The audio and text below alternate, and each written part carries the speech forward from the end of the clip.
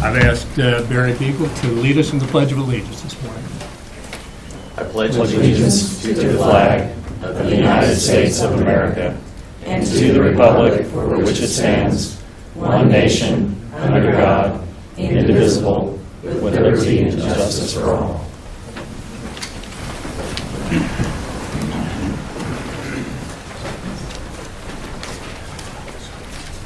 Welcome to the October 2nd, 2017 meeting of the Shawnee County Board of Commissioners. My name is Bob Archer. I currently serve as chair of the commission and represent District 3 alongside Commissioner Shelley Bueller, who represents District 1, and Commissioner Kevin Cook, who represents District 2. Good morning. Welcome. Good morning. Good morning.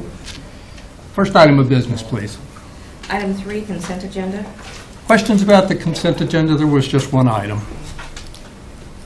I have no questions. I'll move approval. Second. Motion made to approve the consent agenda by Commissioner Bueller, seconded by Commissioner Cook. All in favor say aye. Opposed, no. Motion carries 3-0. Next item, please. Item 4, new business A, County Clerk number 1, consider all voucher payments. Commissioners, this morning we have vouchers that total $1,534,491.63. The highlights out of those expenditures are allocations, which are made to AMR, the ambulance service, of $77,500, Grace Med of $399,750, health insurance premium for our employees of $159,350.85, holding accounts with the state of Kansas for motor vehicles of $72,785.03, our payment to the coroner of $44,583.33, Thomas McGee for workers' compensation, $39,322.56, and then finally our payment to JADO for economic development of $642,860.28. Those make up the majority of the vouchers. I do not have any questions and would move for their approval. I'll second. Motion made to approve the voucher report by Commissioner Cook, seconded by Commissioner Bueller. All in favor say aye. Opposed, no. Motion carries 3-0. Next item, please. Item A2, consider correction orders. I'll move approval. Second. Motion made to approve the correction orders by Commissioner Bueller, seconded by Commissioner Cook. All in favor say aye. Opposed, no. And that motion passes 3-0. Next item, please. Item B, planning number 1, discussion and consider approval of Home Rule Resolution number 2017-4, adopting the Shawnee County Comprehensive Plan, first reading. Good morning, Commissioners. Barry Beagle, Shawnee County Planning Department. What I thought I would do and what I would suggest as far as the opening to this presentation is that I would lead off with an introduction of the comprehensive plan, give some introductory comments, and then turn it over to Thomas Dow, who is our project manager with RDG Planning and Design, and then we can respond to any questions that you have with regard to our collective comments, and then launch into public comments.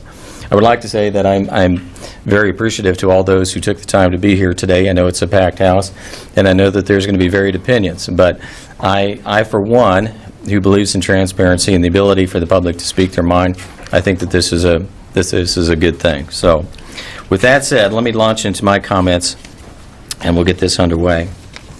It is my pleasure to appear before you today to present to you the first comprehensive plan prepared specifically for unincorporated Shawnee County. In its history, Shawnee County has never prepared or adopted a comprehensive plan to shape its future. And this is somewhat interesting considering the fact that the county hosts the state capital and is the third most populous in Kansas. The process of preparing a comprehensive plan has given the county the chance to discuss its future, identify priorities, and find actions to reach the community's desired vision. As a policy plan, it will provide a guide for orderly growth that balances environmental values, fiscal responsibility, as well as reasonable development demand over the next 20 years through the year 2037. A critical component to the development of the comprehensive plan has been public involvement, and it took various forms. And I'd just like to just briefly reference each of these different forms of public engagement. It started with the appointment of a 22-member steering committee as appointed by the County Commission that represented a broad range of interests within the unincorporated area. The steering committee was tasked with the responsibility of providing overview of the comprehensive planning process and providing critical feedback and instruction during the course of the development of the comprehensive plan. A project website was set up at the very beginning that provided the public with information about the comprehensive planning process, what it was designed to do, the ways that the public could get involved in the process, as well as making available to them resource materials and documents as they were being produced and considered by the steering committee. 2 days of stakeholder meetings were held in September of 2016. They were attended by residents, business and property owners, employers, and public officials. And it was extremely instructive to the planning team in providing information about their viewpoints concerning Shawnee County, what the issues are in their view, as well as opportunities that were unrealized at this point. And their discussions were extremely helpful. At the beginning of the process, we also made available through the project website a community questionnaire. Community questionnaire asks people their opinions about county services, county character, those issues which they felt were most important if we were to prepare a comprehensive plan. There were 320 responses to the community survey, and it very much helped reinforce what some of the issues were in moving forward, and it helped provide a framework as we carried forward with the work of the steering committee. 2 public open houses were held in the fall of 2016. These open houses invited the public to share their ideas on key issues that would help form the planning process and development of the comprehensive plan. And that was followed up by 2 public design workshops in February of this year. Using projections for residential, commercial, and industrial land use, the public was given an opportunity to say, okay, let's have you help us decide what would be the best arrangement for accommodation of future population growth, realizing that we are going to continue to grow over time. We're going to experience new industry, we're going to experience new commerce. And it gave the public the opportunity to put their hand to the map, and it proved to be a real interesting exercise, and it greatly formed and shaped the future land use map, which is before you in the comprehensive plan. The consultant also produced a series of big ideas summaries, and these covered the major topics that are covered in the comprehensive plan.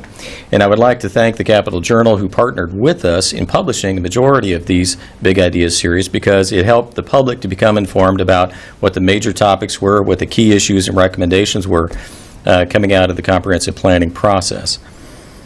Finally, we held a final open house June 15th at the Big Gauge Shelter House. Unfortunately, it was an inclement weather day, and I think that influenced some of the participation in that meeting. But nonetheless, the public had the chance to view the full draft of the comprehensive plan and voice their comments, questions, and concerns. Finally, the Planning Commission held 2 public hearings concerning the comprehensive plan on August 14th and August 28th. A number of people attended those meetings.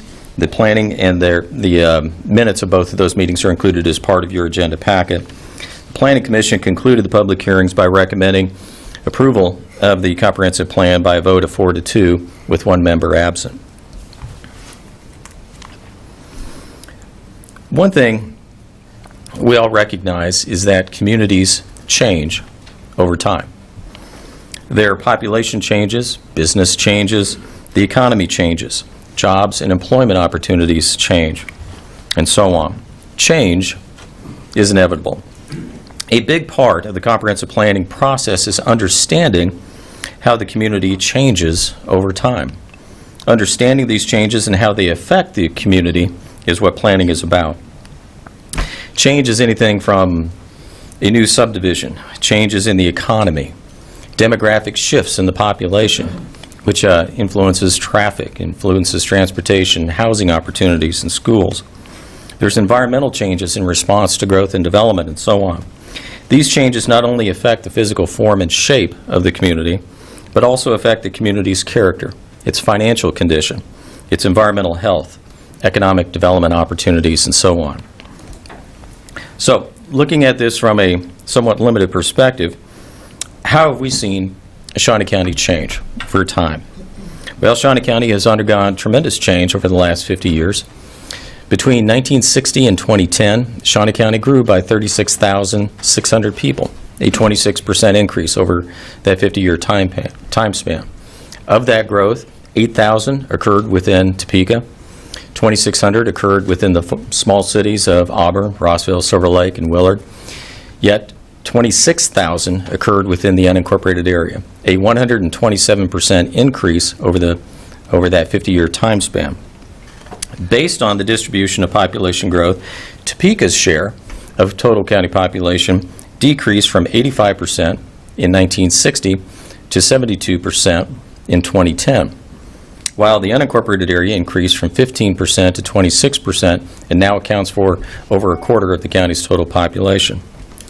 As of 2010, 46,552 people reside in the unincorporated area outside of the 5 incorporated cities, which, based upon a study, is about 3.5 times higher than what we would normally expect for an urbanizing county in Kansas, and compared to other counties most similar to Shawnee County, including Douglas, Johnson, Riley, and Sedgwick counties. We could also throw in Saline County or Gary County and others.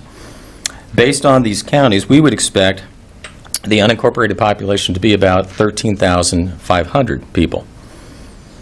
For perspective, the 10th largest city in the state of Kansas is Salina, with a 2010 population of 47,707. Sorry for throwing out all these numbers at you.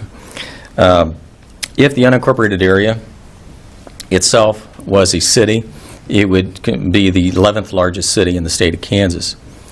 Interestingly enough, the 11th largest city in the state of Kansas is one that we're all familiar with. It's a home of the State Fair, Cosmosphere. We're all familiar with the city of Hutchinson. And yet, the unincorporated area has a population 5,000 larger than that of the city of Hutchinson. As we all know, counties are not designed or equipped to be a city. They cannot provide the same services as that of a city. So what has been the effect of this surge of population growth in the unincorporated area? Well, we have discovered that much of this growth has not been confined to defined urban growth centers radiating outward from Topeka. The rate of population growth in the unincorporated area since 1960 has encroached on traditional rural areas that have been developed primarily for agricultural land use, and much of this growth was enabled by the plat exemption process that has been in effect for decades that made it possible for people to build homes on 3-acre tracts along existing roadways without any formal process of review. As a result, over the last 50 years, we have lost nearly 30,000 acres, or over 45.5 square miles of agricultural land, to very low-density residential development. It should not be a surprise, then, that approximately 60% of all parcels within the unincorporated area are 3 acres or less in size. The residential population in the unincorporated area consumes about the same land area as the cities of Auburn, Rossville, Silver Lake, Topeka, and Willard combined, yet comprises only a third of those cities' total population. In our view, this is considered to be an inefficient use of valuable, finite land resources in the unincorporated area and makes the provision of public services both today and in the future more expensive. So what can we expect moving forward? Well, despite recent setbacks, as we have all seen in the press, we do anticipate that Shawnee County will continue to grow and grow by about 14,600 people by the year 2040. It represents about an 8.2% increase over the next 20 years. So how is that growth to be accommodated? Where will it occur? Or more importantly, where should it occur? If past trends continue, it would be expected that the balance of Shawnee County outside of the city of Topeka would grow by 12,264 people and account for 33% of the county's total population, while Topeka would grow by only 2,334. As a result, Topeka's share of total county population would continue to drop and would drop to about 67% by the year 2040. But at the same time, the city of Topeka most recently updated their land use and growth management plan in 2015, and as a result of that effort, they expect to, or hope to capture 11,000 people by the year 2040. And this would be through a combination of infill development and redevelopment within the city of Topeka, as well as through urban expansion and annexation of a defined urban growth area that encompasses the city boundaries. If the city is successful, Topeka's proportion of county population would remain around 72% as it is today. That would leave still about 3,600 people to live elsewhere in the county outside of Topeka and their defined growth area. So whether we are projecting the unincorporated area to grow by 12,200 or 3,600, the question is, what is the best way to accommodate that growth? That is the question of planning and the subject of the comprehensive plan. Planning allows us to make decisions based on an understanding of long-term consequences and benefits. No longer would the future of Shawnee County be left to random chance when we have the opportunity to make decisions understanding how the county will change over time. As the city of Topeka makes conscientious choices about its future, Shawnee County shoulders no less responsibility in planning its future that balances development opportunity with fiscal responsibility and environmental stewardship. That responsibility extends beyond Topeka's scope of authority or interest to the balance of the unincorporated area. At the same time, the residents of the 3 Mile area have an expectation that their interests as residents of the unincorporated area will also be observed by the county. The comprehensive plan provides Shawnee County officials with a framework to conduct policy-level discussions with Topeka officials regarding how best to manage land use and growth within the 3 Mile area. To achieve the future goals of the comprehensive plan, it will be necessary for Shawnee County to work cooperatively with the city of Topeka. I would like to conclude by thanking Mr. Dow, who is, again, the project manager with RDG Planning and Design, and his team of dedicated professionals. The development of a first comprehensive plan for any community is a daunting task, but I have been pleased with their work and this finished product. I would also like to thank the members of the 22-member steering committee that overviewed and oversaw the development of the comprehensive plan. The same also needs to include the residents, business leaders, local government officials and others who attended and provided valuable information throughout the planning process. I would also like to thank the public who took the time to attend 5 different public open house events. Their input was essential to the identification of community issues, concerns, and opportunities, and greatly informed the process. And lastly, I would like to thank the members of the Planning Commission who joined the steering committee in reviewing the draft chapters of the comprehensive plan, in addition to conducting the 2 public hearings. Altogether, we are indebted to all who took the time to be a part of this process. That concludes my comments, and so I would like to go ahead and turn it over now to Mr. Dow for providing an overview of the plan itself. Are there questions for Mr. Beagle before we hear from Mr. Dow? Are there members of the Planning Commission here today? Judy's right here. Judy Moeller is here. Judy? Judy. Good. Thank you, Judy. I just wanted to recognize any members of the Planning Commission and thank you for your service in this process. Okay. Mr. Dow?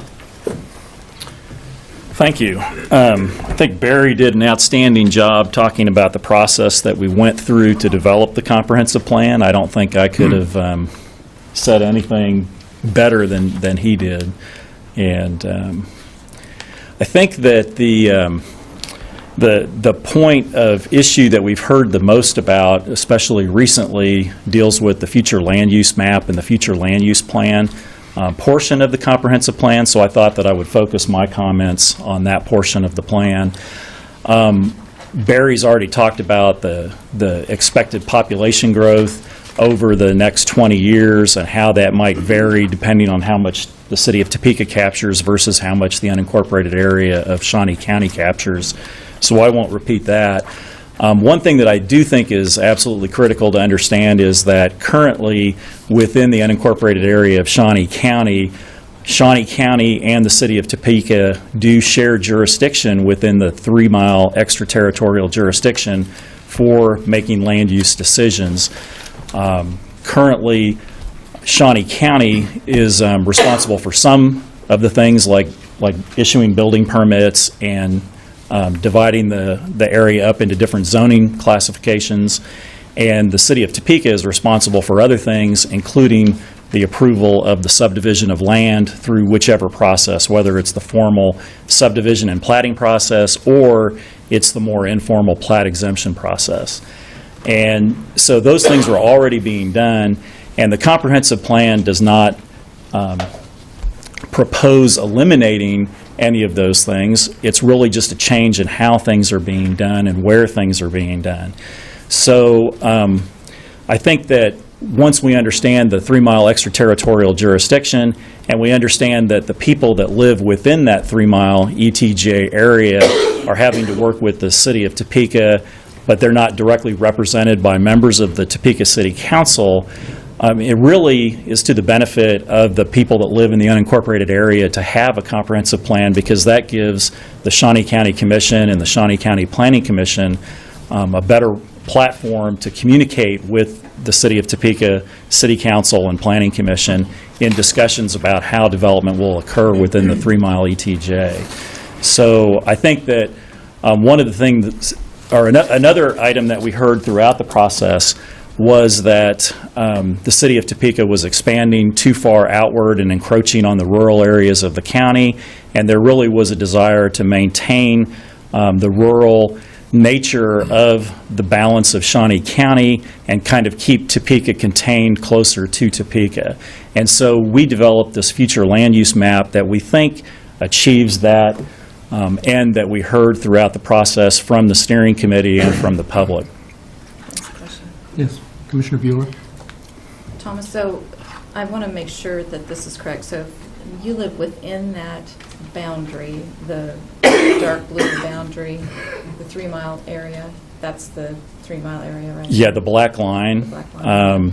that's kind of a ring around Topeka, that's the So- 3-mile ETJ. So if you Yes. own property in that area and you want to subdivide your property, who do you go to subdivide your property? To Topeka. The city of Topeka. So the Shawnee County Commission has really no say in the subdivision of property for platting purposes. That's correct. And I think, At this point, currently, not with yes, this plan. correct. Currently, that's what is in place. Okay, I Correct. just want to make sure that's clear. And I think that the city staff and the county staff try to coordinate so that when a subdivision or plat exemption is proposed, the staff talks to each other to make sure that they are aware of what's going on.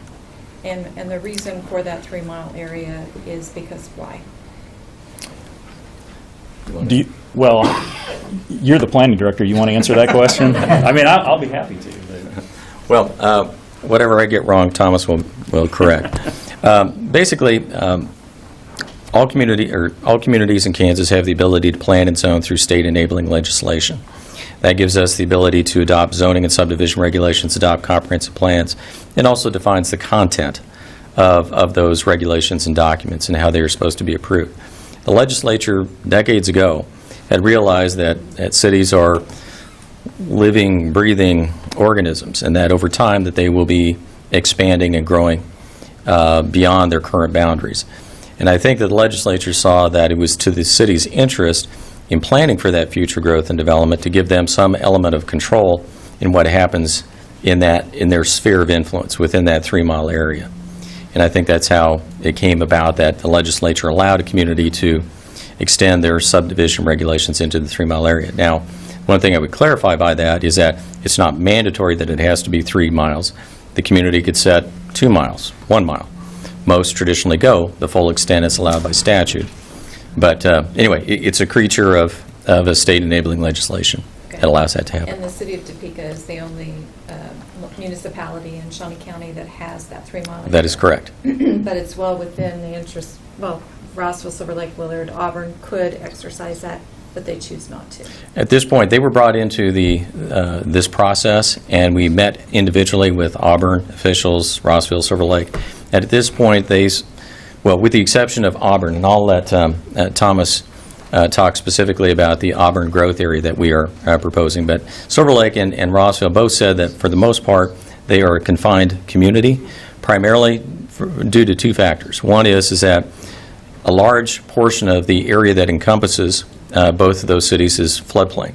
which would seriously affect their ability for urban expansion and providing urban utilities within that area. Secondly, is that much of that area that surrounds both of those cities are comprised of large acreage legacy farms, what we call legacy farms, where it's been farmed through generations from one family, within the family through multiple generations, and there's no interest at this time to sell off land for urban expansion. So I don't know if I... Yeah, you answered. Okay, very good. Thank you. Commissioner Archer, Yes, Commissioner Cook. before we leave this area or this topic, within that 3-mile boundary, this is the part that's covered by the City of Topeka's comprehensive plan that was adopted 2 years ago. Yes. And that plan, primarily, one of the impacts on it was it changed the amount of acreage for subdivision, correct? It changed the plat exemption criteria. That is correct. And how did it change the plan exemption criteria? Well, up until 2015, Topeka and Shawnee County's rules and regulations were identical, that in the unincorporated area, if you wanted to subdivide land without going through a formal process of platting, if you split off tracts that are minimum of 3 acres in size with 200 feet of frontage on a public improved roadway, you can do so without any formal review at all. 2015 changed that with their adoption of their land use and growth management plan, and then subsequently their changes to their subdivision regulations. And as a result, it changed it then. They maintained 3-acre minimum parcel size, but they increased the minimum frontage requirement to 300 feet as opposed to 200 feet. And then they also introduced a lot depth to width ratio of 2 to 1, meaning that a parcel could not be 2 times deeper than it is wide. And so those are the new criteria that are in effect in the 3-mile area.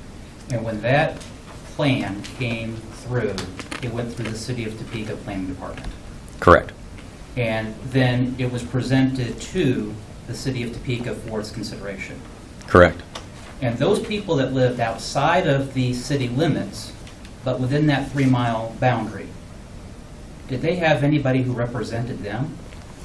Well, as part of the process, and I think that the county commission and I was involved with this, I wanted to make sure that the residents, particularly in the 3-mile area, had some voice into this process. And I know that there was, I can't remember now, there was like 1 or 2 meetings that the City of Topeka held for the benefit of township officials and some of the resident population in the 3-mile area.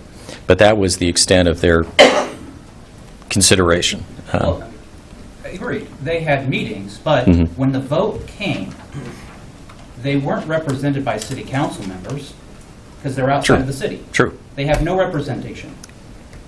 This county commission doesn't have a vote because it's a matter before the city council. Right. So those individuals that live within that 3-mile boundary, outside of the city limits, but within that boundary, had no government official, had no representative. And their land use, their property value was affected without anybody speaking up for them to have a vote. That's absolutely correct. And part of that came about from the split of the planning departments, correct? When our planning departments split into 2 parts. Well, the City of Topeka, even when we existed as a joint city-county planning program from the early 1960s, the City of Topeka exercised their extraterritorial jurisdiction. So even when we were a joint city-county planning program, the City of Topeka did exercise its 3-mile jurisdiction. So that had not changed as a result of the split of that program. Okay. Thank you. Okay, and so Barry's also mentioned that with the adoption by the City of Topeka of the Land Use and Growth Management Plan a couple of years ago, the City of Topeka did establish an urban growth area as well, and that's an area that encompasses much less than the full 3-mile area, and that's the area depicted on the map as purple.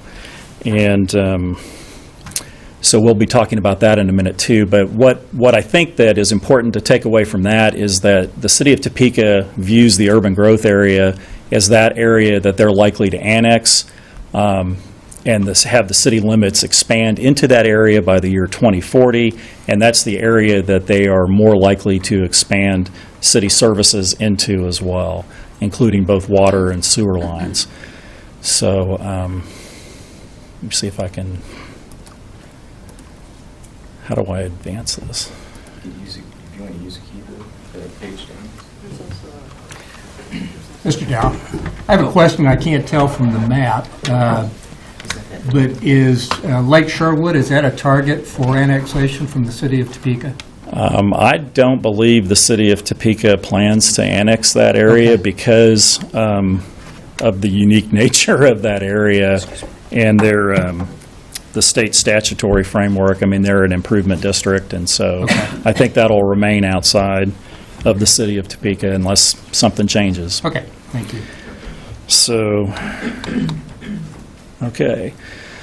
So as far as the urban growth area, and we've Barry already explained what the requirements are, so I don't want to repeat that for the urban growth area. The plan does propose, as Barry mentioned, a number of growth areas that are being recommended specifically as part of the comprehensive plan process. One is the Auburn residential growth area. The city of Auburn several years ago expanded their wastewater treatment facility substantially, and so they have the potential to develop to the east and to the north of town. And so we thought that it would make sense to identify that area as a potential residential growth area. One of the challenges that they have currently is, even though they are adjacent to the Kansas Turnpike or I-335, there is no interchange on the Turnpike at that location. So that's something that's a challenge for them in terms of providing access to and from the city. However, there are a number of county roads that people are currently using and have historically used to get access to and from the city of Topeka. So if people want to choose a small town lifestyle in Shawnee County, this would be probably their best choice, given Barry's description earlier of the challenges that the other three small towns have with floodplains and legacy farms. So there are 9 unincorporated towns in Shawnee County as well, 7 of which are outside of the Topeka urban growth area.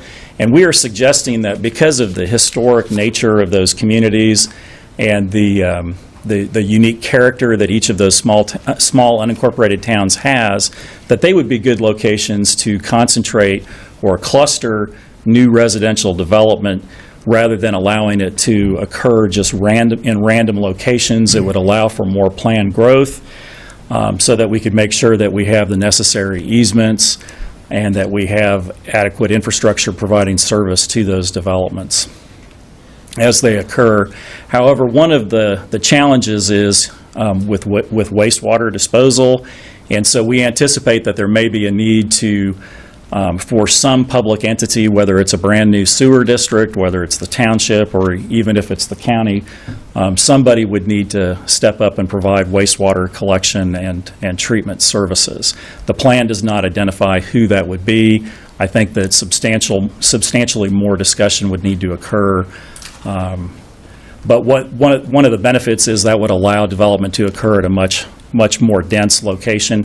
So we wouldn't have to have 3-acre residential lots. We could have development occur that would be consistent with the current pattern in those small towns, which tends to be less than half an acre lot per lot. Many years ago, Shawnee County spent over $2 million extending a sanitary sewer trunk line to the north of the city of Topeka in the Half-Day Creek area. And that was in response to several septic tanks that had failed over time. And that was a substantial public investment, obviously, that the county had made. But most of the area served by that sanitary sewer trunk line is outside of the urban growth area for the city of Topeka. And so the city of Topeka has, because they are responsible for approving the subdivision of land within the 3-mile ETJ, has stated that they would prefer the urban density of development to occur closer to the city in the urban growth area, not along the full extent of that sanitary sewer trunk line that the county invested in, and I think that was been over 20 years ago. And the initial plan was, as development would occur and tie into that sanitary sewer trunk line, that the county would be able to recoup its investment And so I guess that raises the question, given the access to US 75 highway and given the presence of an existing sanitary sewer trunk line, how much development should we plan for occurring in this area? And so we are thinking that within this particular growth area that we've designated in the comprehensive plan, that we should be planning for more urban and suburban densities rather than the low-density 3-acre type lots that are currently occurring in most of the unincorporated area. And however, because through our discussions with the city of Topeka and trying to understand what their objectives are with their long-range plans, we think that the timing of development in this area maybe should be that it occurs after the growth and development occurs within the Topeka urban growth area. And it is further out, so that would seem to make sense. And that way, the county and the city could be good partners, but the county could ultimately anticipate having denser development that could help recoup that initial investment that was made. A lot of the rest of the 3-mile ETJ area has been designated in the comprehensive plan as what we call the urban-rural transition area. This is the area where we have identified that more than 40% of the land area in these areas have already been developed with 3-acre type lots. And so we think that if we're going to plan for continuing to allow 3-acre type development, that this is the area that should probably occur in. Another area that we've identified is what we're calling the agricultural conservation areas. Most of these areas are within the 3-mile ETJ as well. There is still a significant amount of agricultural land within these areas, but there is less than 40% residential development in these areas. So we think that these are areas that we could target for maybe a little bit less development and trying to preserve the agricultural lands that are there, but recognizing that over time these areas may continue to suburbanize or have more of the 3-acre ex-urban development as well. And then finally, we have the exclusive agricultural area, which is the majority of which is outside the 3-mile ETJ. And this is the area that is the least likely to have any residential development in, just because it's so far away from the majority of the cities. Historically, there has been some residential development out there on 3-acre lots, but we think that this is the area that is probably most likely to remain rural over time. And Barry had described the population forecast. So even if Shawnee County captured the full 14,600 population growth through 2037, the vast majority of this area would remain agricultural and rural in nature over time, just due to the size of the county. So another thing that I think is important to keep in mind too when we're thinking about where land should be subdivided, whether it's through the normal platting process or with plat exemptions, is that we currently have over 2,200 vacant residential parcels in the unincorporated area. And when you think about the average household size in the county being 2.4 people per household, that's a substantial amount of the anticipated population growth could go into already existing residential parcels within the county. So I thought I wanted to point that out as well. So that's kind of a quick overview of the different areas that we've designated on the land use map. So I think that's what's generated the majority of the questions up until now. So I wanted to make sure you understood what each of those areas meant. And that's really all I had, unless you have Do you have questions questions. for Mr. Dow? Commissioner Cook, Commissioner Booth? No. Not this time. Okay, great. Okay, thank you.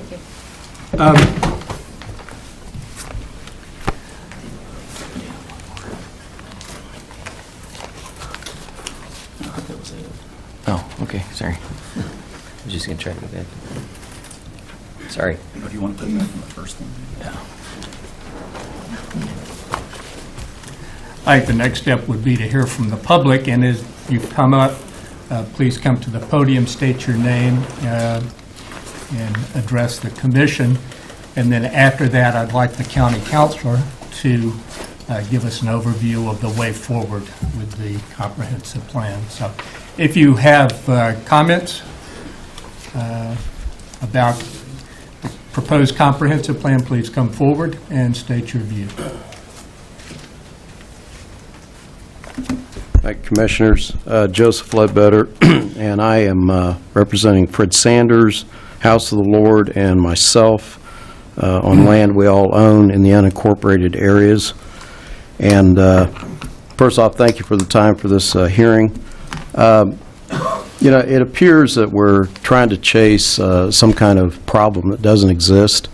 I think the county's done just fine without this comprehensive plan for multiple years. I keep hearing about the urgency of land being captured or something by the city, and I'm going, first off, Lake Sherwood is an improvement district, so that's not even an issue. The second is that a lot of this land was developed around 46th Street and on the east side of the lake. The lake itself, Lake Shawnee, almost acts as a barrier to any further annexation by the city, if you look at the maps. I'm not saying it's complete, but I don't think the city's even interested in doing that from conversations I've heard.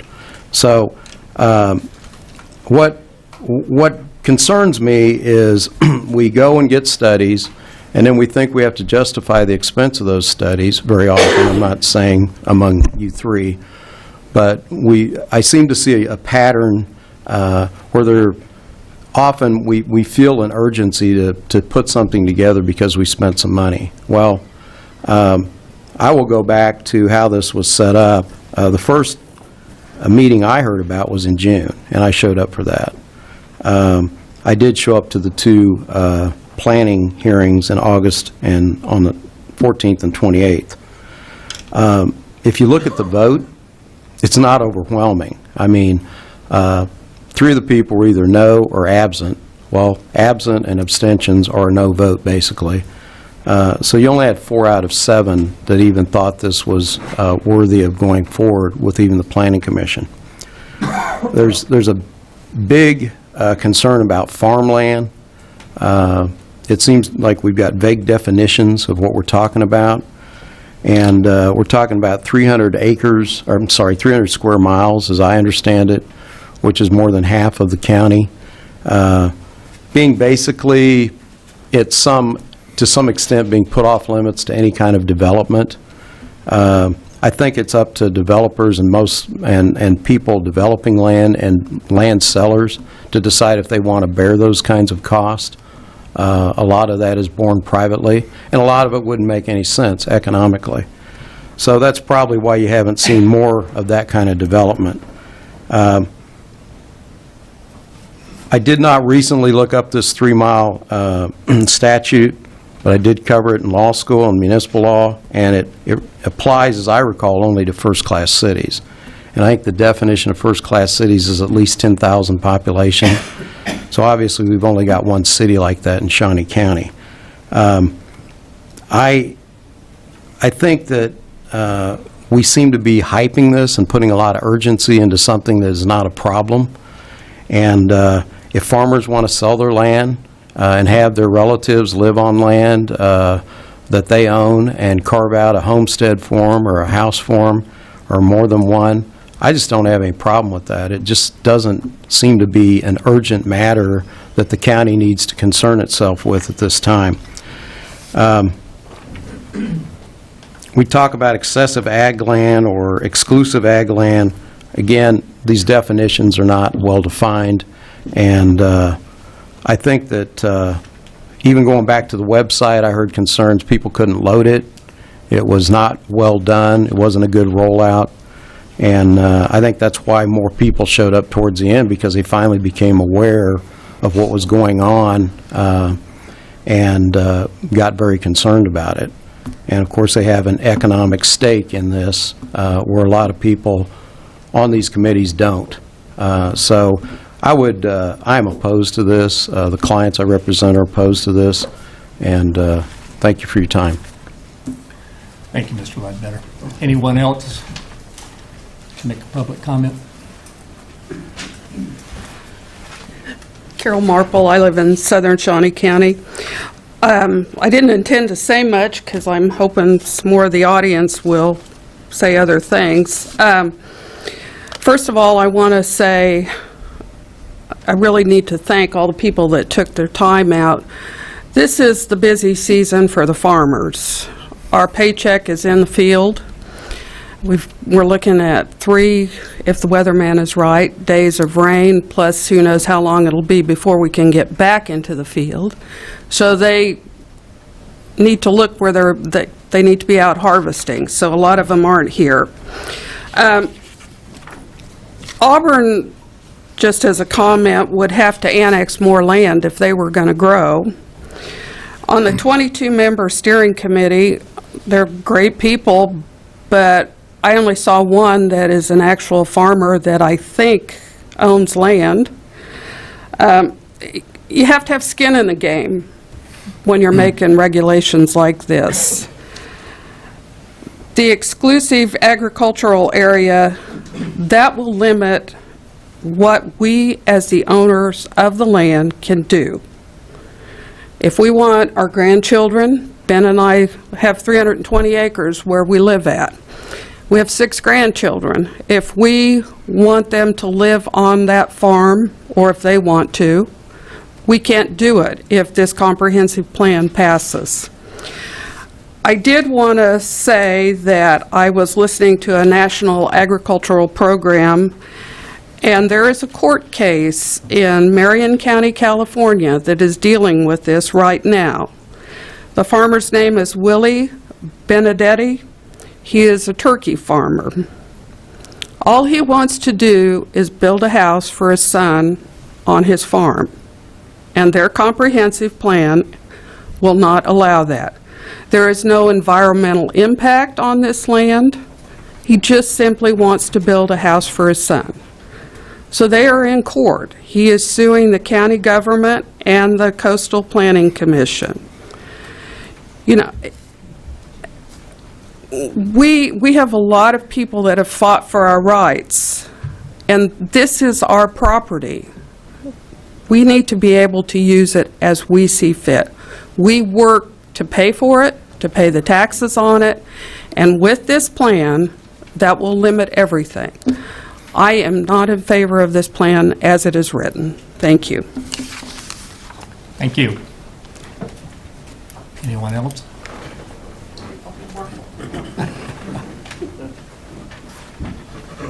I won't take long. I'm Ben Marple, Carol's husband. Good morning. Currently, Carol and I have 6.5 miles of frontage road, either on township or county roads, so this is going to affect our whole lifestyle.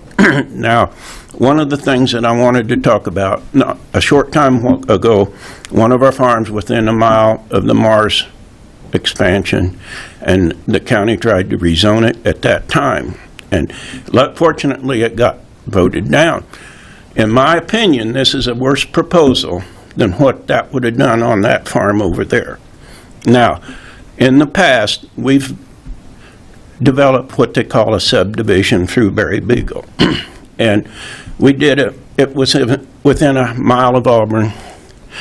We sold it to one house, but we had to go through the subdivision. We had to go before the county committee to get it approved. And then we worked with the county commissioner at that, or excuse me, the county attorney at that time, and he wasn't very hard to deal with. He told us right to our face that he was in charge of the county and he would make the decisions. Now, this parcel of land that we sold for one house, but we had to get a subdivision permit, was already plotted as a plot to sell off. When you make these rules, it's the people that enforce them that don't always do it maybe in the proper way. And my opinion on these subdivisions will be detrimental to this outpost area because, first of all, you got to compose a road in. If you have more than one house in a development, who's going to pay for the maintenance of the road? Now, we got by fine because it was a 10-acre plot and there was one house. But as far as a a subdivision in this area, I just don't think it would work. Who's going to maintain the road? Is the county or the township? And then who's going to provide the services? And we talk about Auburn and things. I hope you're aware that in Williamsport Township, we have Montero, which is a huge amount of houses. And our budget for our township barely covers all the expenses of the roads, the 911 calls. And I'm like Joe Ledbetter. I don't think you had the right people on this committee that made these decisions, because I've said enough. Thanks. All right, thank you, sir. Anyone else for discussion? I'm John Bertel. I live in the southwest part of the county, and thanks for having this meeting. From what I can tell, and looking at all this, for me personally, you know, I have some property, and if I have 3 grandkids that want to have some land there, I can say to the first one, yeah, you can have 5 acres, but then the rest of them, I don't know what I'm going to tell them the way things are written up at this point. So it's kind of like, you know, I'm a 3rd generation. We've always been able to use our land for the best we could use it for and for our family, and it seems like this restricts it. The only thing that I could see that wins from this is the people who develop little communities and stuff. By passing this, I think my land will be worth less to me because I'll have to sell it at a less price to, if I sell it to individuals, it seems to me I might be able to get a pretty good price. If it's going to go to a developer, I don't know if I'll be able to get the same amount. That's my concern. Thank you, sir. Thank you. Thank you, sir. Anyone else?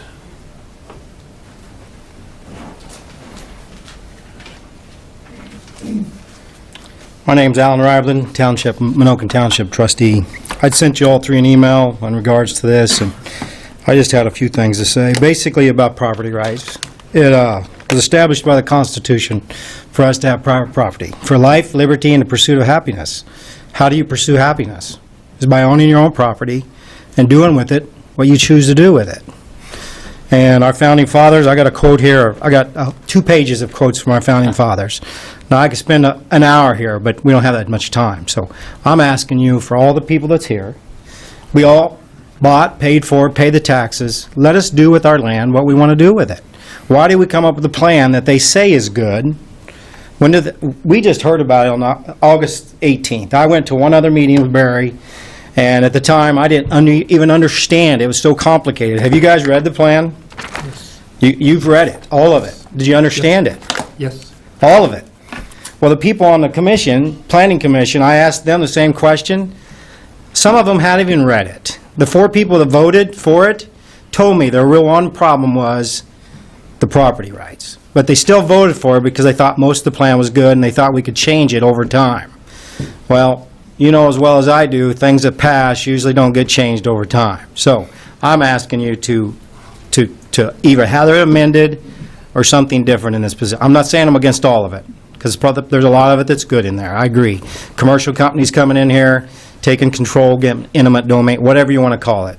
I just think that's the bad part is the private property for the people. So that's my view. Thank you. Thank you, sir. Anyone else?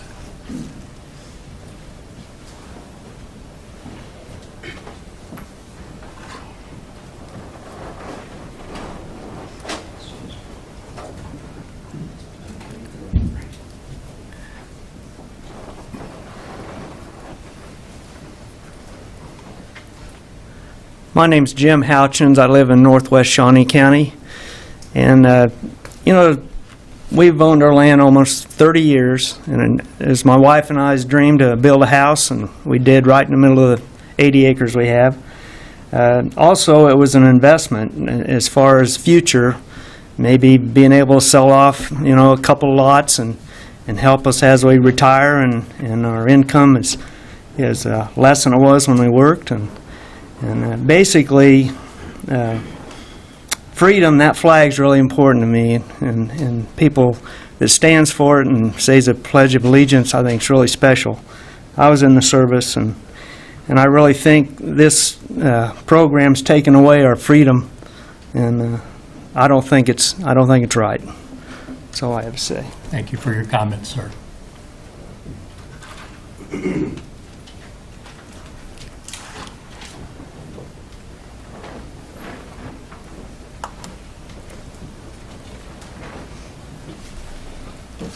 Good morning. Morning, Bob Swanson.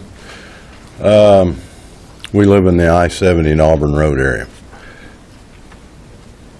Just a few more years, I'll have been involved with agriculture about 50 years. I've watched a lot of this progress. Now, I've watched a number of older people sell their properties as their retirement. If this thing pushes through, what's that going to do to older people that have worked all their life, maybe not have a retirement? Their farm, their property is their retirement to end up their lives. I'm just curious if this pushes through where they're going to be. That's all I got to say about that. Thank you, sir.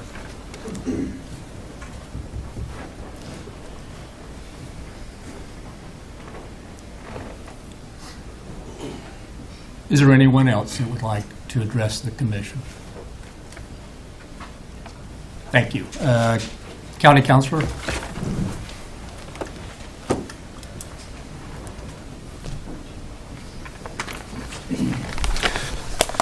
Good morning, Jim Crowell, Shawnee County Councilor.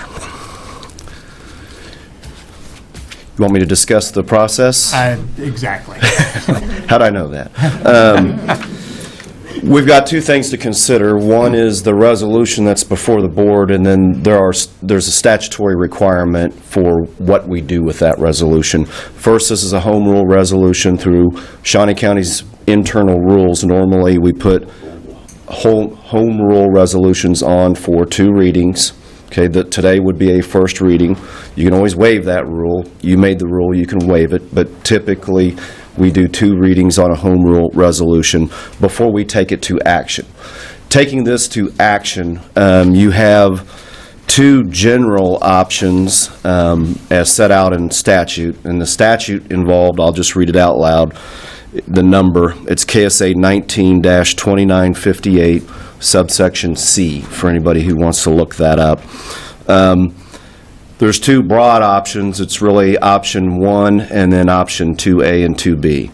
Option 1 is approve the plan as is.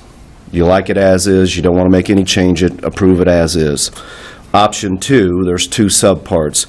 You disapprove the plan and send it back to the Planning Commission with a written statement of your reasons for disapproval, and you can also disapprove the plan and send it back to the Planning Commission with suggested modifications. You can do a combination of both of those 2. The other thing you would need to do, per the statute, is give the Planning Commission a time period by which you want them to consider any your reasons for disapproval, to consider any suggested modifications, and that time period would set the time period by which the Planning Commission would need to act before it would come back to the Board of County Commissioners. Once that period is complete, however long you set it, then it comes back to the Board of County Commissioners, and that's the final action piece of the process. You then have full authority to, again, adopt the plan that comes back to you, either modified or not, from the Planning Commission, or you can, at that point, also make your own specific modification to any part of the plan at that point, and then vote on it up or down at that point. That's the general process and where we're at. I think we're at a first reading today, so you'd need to, my recommendation would be to set this for further consideration on a later date, to give yourselves a little bit of time to decide how you want to proceed under the statutory options before you. It's my understanding that the county is not required to have a comprehensive plan, but once a comprehensive plan is implemented, it must be carried on and carried through. Right, it'll trigger additional work to be done to adopt zoning regulations that are consistent with the plan and enforce those and all of those actions. But no, we're not required to have a plan. We don't have a plan. So if the plan was adopted, anyone could bring suit against the county for any specific provision that they wanted implemented. Is that correct? Well, I think I'm not quite understanding your question. Well, for example, part of the comprehensive plan is to set up a bureaucracy to enforce the building code. If we did not set up that bureaucracy, could somebody file suit against the county to enforce that provision? I think This is from a non-lawyer. I'm sure Commissioner Cook understands this. They could file suit. There would be some arguments we would have against that type of suit. Okay. But generally speaking, if you're going to take this action, if you're going to adopt a plan, then you should follow through and follow through with the action that's required and adopt a zoning regulations that are consistent with the plan, and then set up a mechanism to enforce them. Okay. That would be my recommendation. All right. Commissioners, questions for County Council? Just a comment. Commissioner Archer, I think anybody can sue anybody for anything. But whether or not you'll prevail is another question, and that keeps lawyers in business. So, Well said. this comprehensive plan is a document that's grown. Just going back to our bound version that we had a work session on back in June was 157 pages. And then it grew to 163 pages. And then today's is 197 pages. There was an appendix. An appendix. Yeah. And so it's a document that has grown. And there was a question as to whether or not the commissioners have read it. I can't speak for the other two. I'm sure they have as well, because we can't talk to each other outside of this meeting. But as a commissioner, I can tell you that I have read the comprehensive plan. I've marked it. It's got carried around with me. You can see it's dog-eared. It's been highlighted, marked up, because it is a very important document as to the future of Shawnee County. And so I think it's one that we need to take consideration of. I think that, from my perspective, a course of action would be to have this is treated as a first reading, to give it a moment, to have a second reading before we take any action on it as to approve it, disapprove it, or to send it back to the Planning Commission with specific recommendations.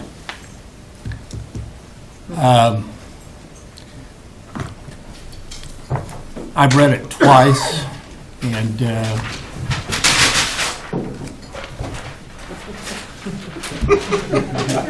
thank you, sir. I've read it twice, and it's mind-numbing, believe me. Commissioner Bueller, thoughts? Question for Jim on, is there a time requirement to have the second reading? No. It's, I mean, Yes. Yeah, typically, you've done it within 30 days, but you do not have a set time requirement in your rules, your organizational rules for how to schedule a second reading. I think it's just a matter of discretion from the board as to how much time you think you need before you're ready to come back and act. My thought was October 12th, a week from this Thursday, for a second reading. Does that, Commissioner Bueller? yeah, that would work. Okay. Commissioner Cook? No disagreement. And again, just to clarify, that is a second reading to determine then how we are How going we to deal with proceed? it. Yeah. Yes. Commissioner, I just- Yes, Commissioner Cook. Ms. Marple brought up a good point about people that are affected, putting in their harvest and their crops. Just because you may not be able to attend in person, letter, email, phone call, even if we may not be able to send back an email to everybody or return everybody's phone call, those are important communication to hear from the people that are affected. And please do call and contact us.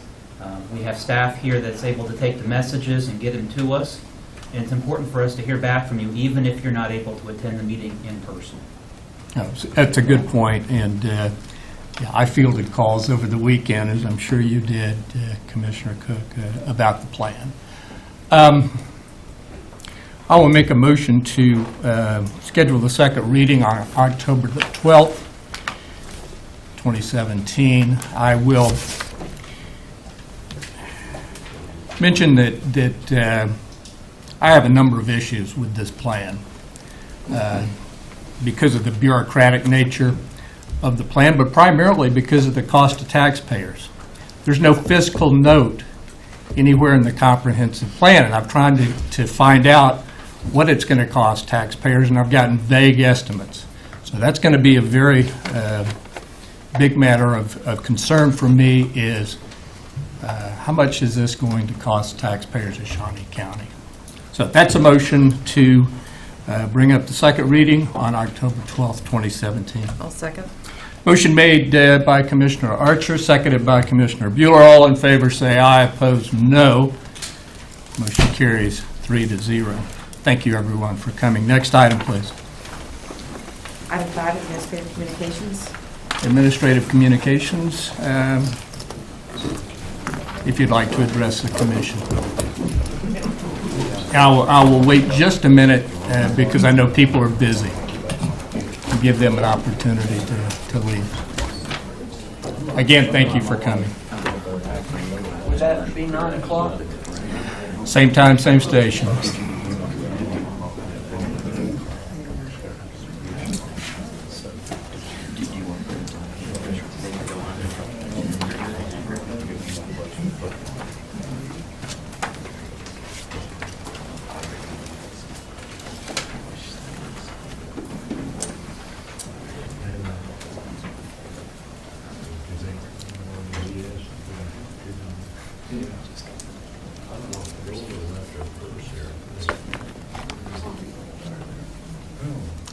All right.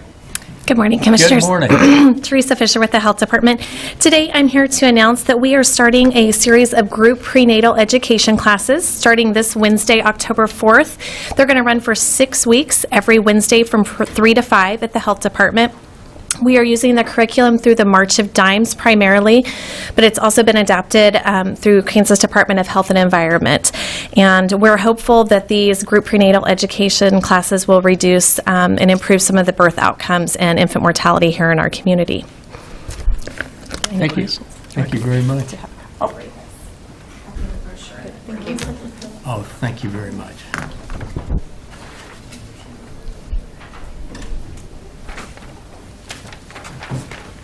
Anyone else for administrative communications this morning? All right. Commissioner Bueller. Did not have anything. Okay. Thank you. Commissioner Cook. Well, it is the time for festivals, and this last weekend had several. With the Apple Festival, it was very well attended at the Ward Mead.